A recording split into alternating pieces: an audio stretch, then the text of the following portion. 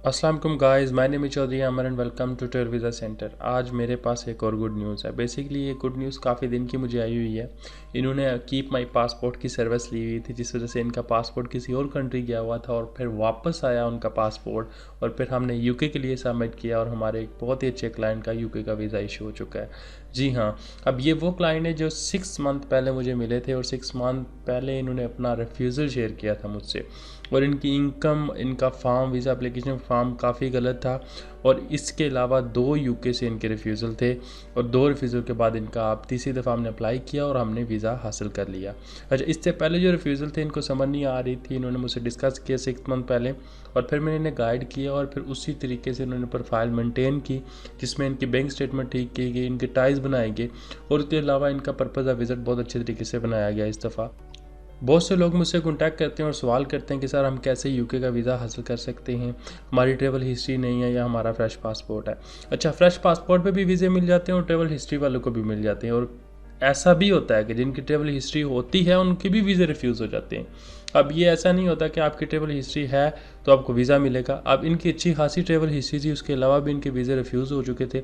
ठीक है, अब इसके बाद इन्होंने दोबारा प्रोफाइल मेंटेन की, दोबारा जैसे हमने गाइड किया उस तरीके से 6 मंथ हमारे साथ चले और 6 मंथ बाद जब हमने इनका वीज़ा फ़ाइल किया तो हम 100% श्योर थे कि ये वीज़ा इशू होगा। इवन मैं श्योर हूँ, फिर भी मैं नहीं कहता कभी भी कि वीज़ा इशू होगा, क्योंकि वीज़ा अफसर डिसाइड करता है। हमारे पास में जो होता है, हमारे हाथ में जो होता है प्रोफाइल को अच्छे तरीके से रिप्रेजेंट करना, वो हम करते हैं। इसके अलावा भी मैं क्लाइंट को यही कहता हूँ कि जब तक वीज़ा नहीं आता तब तक होप ना रखें, क्योंकि उम्मीदें टूट जाए तो बड़ा दुख होता है। तो इन्होंने अपना कीप माई पासपोर्ट की सर्विस ली हुई थी, इस वजह से इनका वीज़ा तो काफ़ी पहले इशू हो गया था, बट हमें काफ़ी लेट मिला।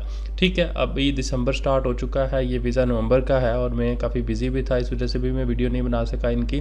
अच्छा, इनकी प्रोफाइल के बारे में बताता हूँ, डिस्कस करता हूँ, क्या इनकम थी, सारी चीज़ें। आप में से कोई बंदा यूके का वीज़ा अप्लाई करना चाहता है तो मुझसे कॉन्टैक्ट कर सकता है, मेरा नंबर स्क्रीन पर आ रहा होगा।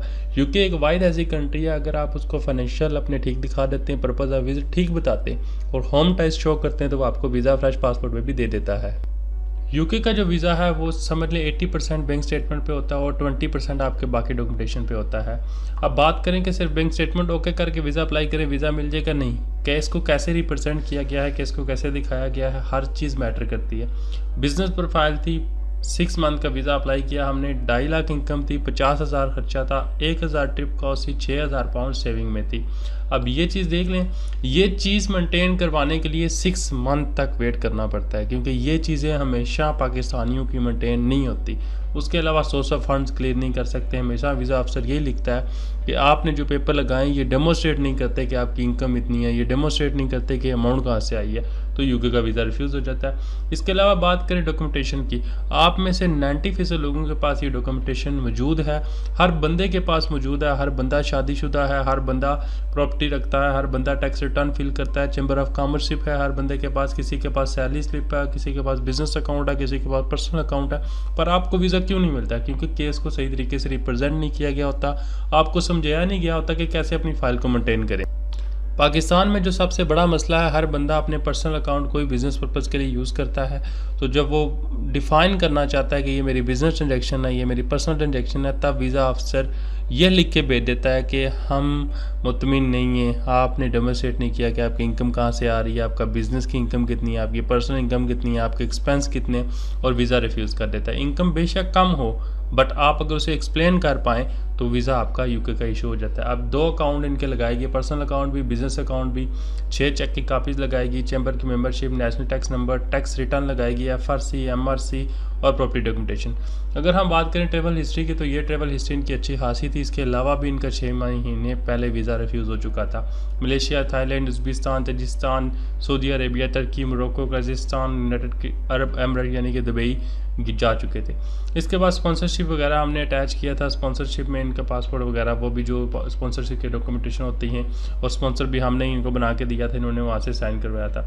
अब इन बेसिक डॉक्यूमेंटेशन पे इनका वीज़ा इशू हो चुका है। बस उसकी मेन जो खास वजह है इनकी वीज़ा इशू होने की, वो है इस केस पे वर्क किया हमने जो 6 मंथ तक इनसे प्रोफाइल मेंटेन करवाई, हमने जो इनकी प्रोफाइल पे काम किया, जो पर्पज़ ऑफ विज़िट क्लियर किया, जो हमने इनका स्पॉन्सरशिप अच्छे तरीके से लिख के भेजा और जो हमने यहाँ पे इनके टाई शो किए, इस वजह से इनका वीज़ा इशू हो चुका है। और यूके हमेशा इन चीज़ों को कंसीडर करता है, इन चीज़ों पे काम करना पड़ता है और तब जाके यूके का वीज़ा मिल जाता है।